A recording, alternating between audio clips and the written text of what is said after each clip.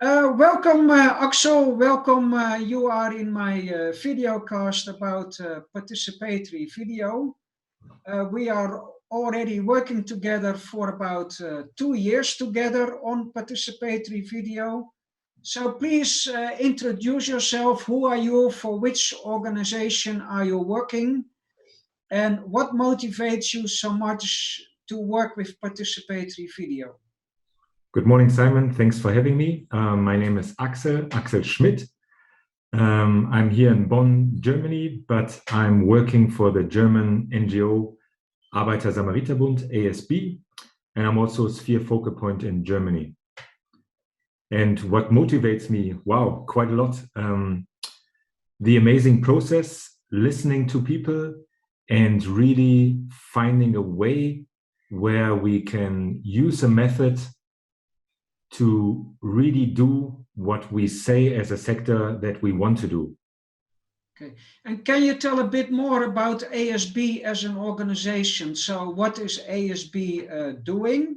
Yeah. And can you explain a bit what is the significance of participatory video connected to the work you are doing? And also, what is your function in ASB?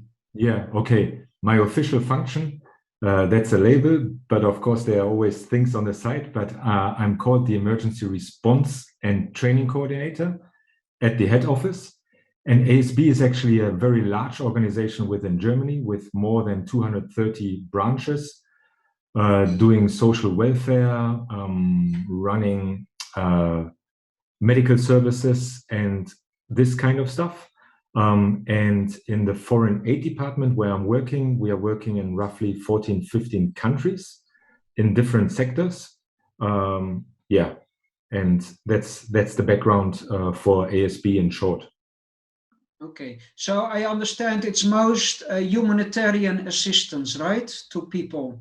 Yeah, it's also long-term projects and social services also in the foreign aid department. So different country offices work in different sectors, but quite often the country offices or the work with partners developed through emergency response.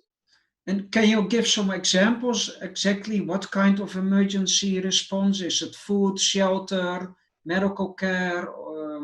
Yeah, actually it's very broad. But for example, in Haiti after the big earthquake, then different projects started with housing. There was also medical service. And now there are more and more disasters, and ASB is still present there with offices. And for example, the last disaster happening in late August in Haiti resulted in the short term in water provision, also closely with community-based organizations. Yeah, and it always, I think it goes with the flow and goes with the context, whatever is possible, whatever capacities also of partners and ASB stuff is there. So there's a toolbox, and then we always see what is possible. Okay, so how did you get the first time involved with participatory video, and why did it impress you? I don't know the exact starting point, but I'm also a reflectioneer, so I'm part of the reflection network, and there I worked closely also with Ralph Otto. And then we had a session in The Hague, which was, I believe, in May 2 years ago, but with Corona times, time is a little bit wobbling around, so I'm not 100% sure. And there we introduced and got introduced to basically the topic people-centeredness from voices to choices and listening to people. And there was a range of methods like PIFM, like survivor and community-led response, and also participatory video. And then I volunteered and I said I want to get involved in a project which also involved you, Simon, with 3 videos. And one of it was Uganda. And that's how I slided intentionally and unintentionally with my full heart and energy into it. And what really excited you in working with the people from Uganda and working with people from the Rhinocamp who share their story on the impact of COVID-19 on their lives. I mean, there are different levels, but it really impressed me that we were able to do the work remotely. That was something at the beginning of Corona, which was new in such a complex way. So I was really impressed how we met. And that was with an organization from Uganda. And what you also created together with Ralph was an atmosphere where we met as friends over coffee. And we didn't have that hierarchy, and we had this small talk, big talk at the beginning and discussed, okay, how is Corona in Nijmegen? How is it in Brussels? How is it in Kampala? How is it in Bonn? And there was really a trust, and there was a unique working experience and working atmosphere. And that energy, which was there, gave space to create something bigger and go deeper and have a completely different relationship. And I just have to think of a metaphor when you want to climb a mountain, and you can do it with somebody you don't know, and you start formally talking, okay, what is your grade in climbing mountains? And then you can talk in categories, or you click with somebody and you feel like, wow, with this guy, I want to climb that mountain. And basically this was the way I felt with the whole team. And can you give an example? What kind of stories in the Uganda project really inspired you and thought, okay, we have to do also this in ASB? I realized that I'm long time, 16, 17 years in humanitarian response, and very often I did things I shouldn't have done with the little context knowledge I had, and I took decisions I shouldn't have taken. And I always have the feeling, you know, something is going wrong and there are possibilities to do it better. I very often base my decisions on assumptions. I'm surrounded with assumptions in humanitarian response.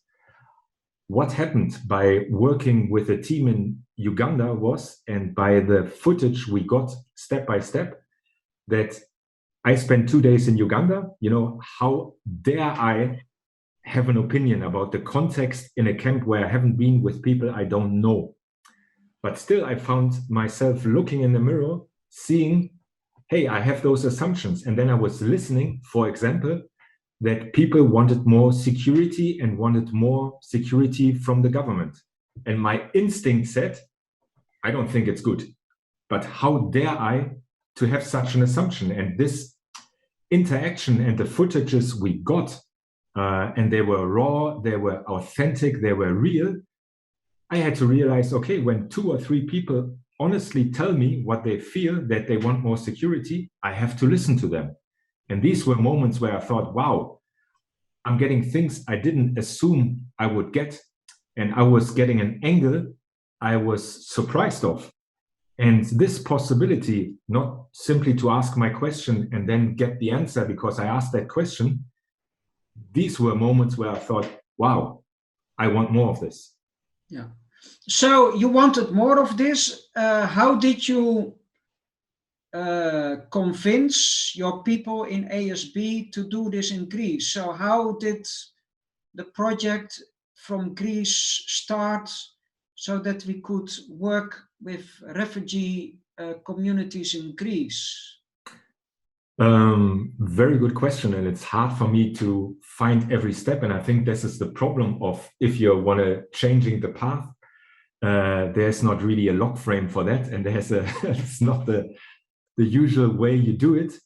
And I try to describe it from different layers. So basically, in our strategic objectives, we have people-centeredness written in there. We want to do people-centered humanitarian response. Yeah. That's helpful. So I have this official policy level, which I can connect to. I also feel that there's great people within my organization, just like in any other organization. And of course, I know quite a lot of people, being 11 years in the organization. And I'm in the lucky position that I feel some of those people trust me and I trust them. And this was the starting point, talking to people I trust.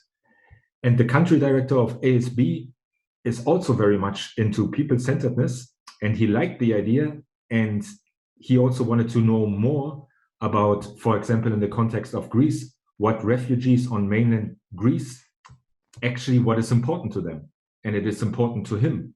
So he took the risk of investing very, very little money in trying it out after having some extra conversation. But I also have to say, the organization, the ASB, after Mozambique, tried to use survivor and community-led response for various reasons. It didn't happen, but I'm also in the lucky position that my management, my line managers, the two bosses of the foreign aid department are open to this. They also want to change things. And if they feel I'm convinced and they have also some knowledge about it, yeah, I mean, it's actually, the risk is not so big. It's a time investment, it's commitment, and the money is very little. Yeah. Now, can you tell a little bit about the Greece project? How did it start? And what was your role in this participatory video process? Yeah, maybe it was, my role was a little bit pulling strings in the back and talking to people, and maybe also being a facilitator in a different role like you and Ralph. Yeah. But it was really good that we realized, you know, this is not a communication, this is not a PR tool to make a nice video where we can say what great work the organization does and how successful everything is, but that we took the decision to take meal people on board. So especially for monitoring and evaluation, and that were key points where we made the connection. So we want to monitor, we want to see, we want to listen, we want to evaluate, and we want to use what we hear from people in adjusting what we are doing. And yeah, it started also with a good combination of PR people, with meal people, having the management in the background, but also having dedicated staff working directly with the refugees who were committed, who had close connections, who were trusted, and that was our entry point, which was fairly easy. But then, of course, we had all the problems with Corona, communication, and stuff like this, but that's part of the fun. Yeah. So what were some of the stories that you listened to from the refugees that really touched you and were important for ASB as an organization to hear and to listen to?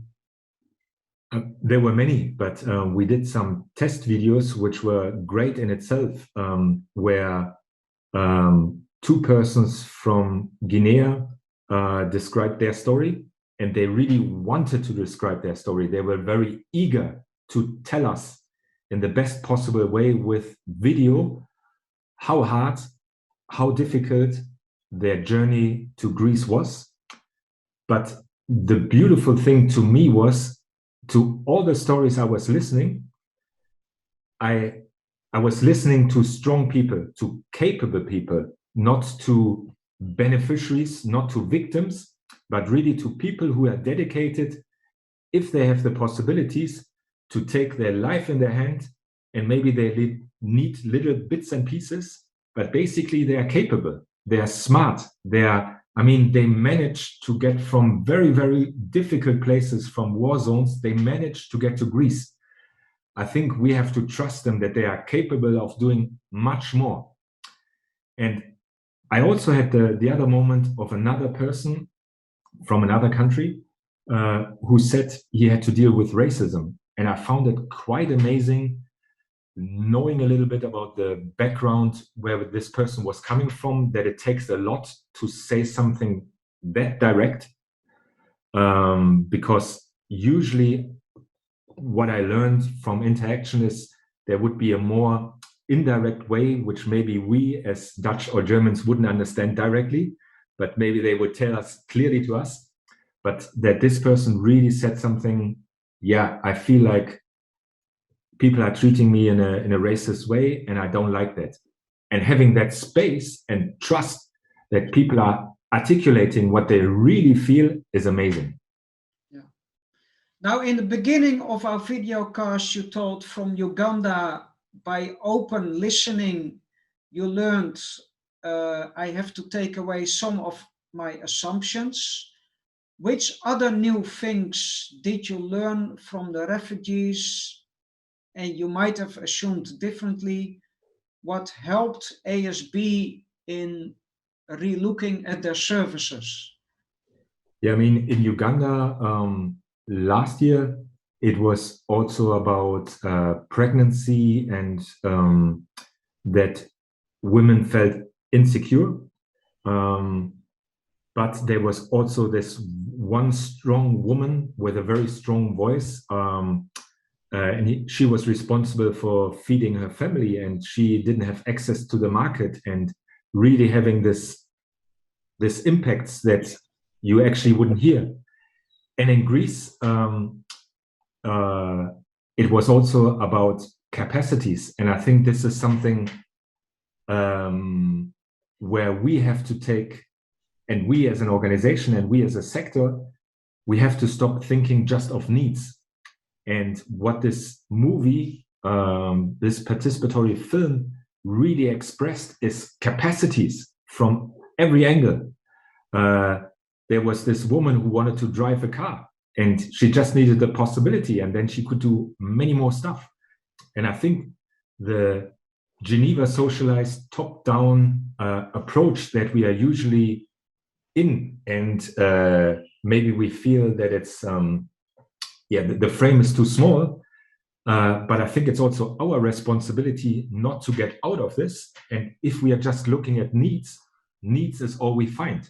But if we are also looking not only at needs, but also at capacities, this gives the possibility to create much more, and also to realize... And capacities and dreams, you mean, like the woman who said, I want to drive a car, exactly. Instead of working on the needs, helping people to support, to fulfill their dreams. Yes, exactly. Taking that energy and those dreams and this ambition, and really rather dock on there than just looking at needs and trying to fulfill the needs and seeing them as helpless victims and beneficiaries. Exactly.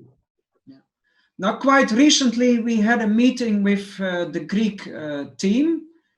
What lessons did the Greek team take from this PV intervention, and what are they now doing differently, or what has changed in their attitude or their behavior? I think that's the most important point that you mentioned lastly, because the situation is very dynamic. But most importantly, and this is something very important to notice about participatory video, it's more about the process. It's more about the work, the interaction between affected people, the team, the support team, and facilitators. And it does something because it changed my attitude and it changed my mindset. And this is what the colleagues from Greece also said. It did a lot with them. You cannot really just tick it in a box and put it in a lock frame, but what they expressed, they have a totally different view on refugees. They believe that they understand more of the difficulties and the situation, and they can meet refugees in a different way because they had this experience and they had this trust from both sides. So yeah, this is, I would say, this has the biggest impact also, that management level understands this deepness and richness. Yeah. So if you summarize the whole process, what we did in Greece together, what is a life lesson that you take with you if you're going to do another participatory video intervention or another intervention with people in difficult conditions or refugees? Yeah, many lessons. It's sometimes quite difficult to convince people to leave the fear behind on going a new path, and that I'm more resilient to this. No, we cannot do it. But I think through the process, we have more trust in this process. We are feeling more open to that. and the whole story of change of mindset and trusting the process, because it takes a few meetings to realize what is happening, and that it's about open communication, it's about open questions, it's about building trust. And once you build that trust and you create that space that you can listen to authentic voices and you can really listen what people have to say, you're moving out of the box of the needs assessment, where you're defining the answers through your questions, and where you're actually opening up and you have a much wider view and you can listen to things that you didn't expect. And I think for us as an organization, we are on small steps of realizing this is something important, this is something meaningful, and to talk about, or to use the words of the sector, this can be innovative, and this can be also people-centered, and this can be moving towards localization. Yeah. So what would you say to the people who are watching this video cast and have never applied participatory video? They might have heard of it. What would you like to tell to them?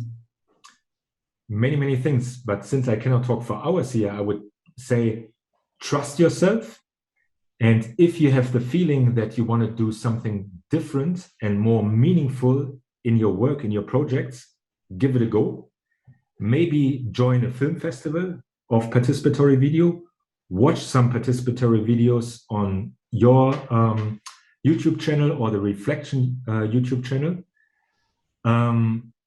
Contact me, you, and people who have done it, and think about what you would usually invest in a normal intervention, like an external evaluation, and think about it. If you would take less money and invest it in the process, how much more would you get? And maybe as a last thing, if you want to help a good friend, would you go there with a checklist of questions you would ask your good friend who you know doesn't feel good? Or would you rather go to your friend with time and really showing that person you want to listen to him or her? And I think if you, because we are talking about humanitarian response, if you take this human side and think about your own personal level, yeah, maybe this is a good opportunity and a great method to do exactly what you would do in your personal life, in your professional life. Okay, Axel, thank you very much. Thank you for sharing your story. And we will be in touch. And thank you, Simon. Thank you for your time. Together. All the best. Ciao, ciao. Bye.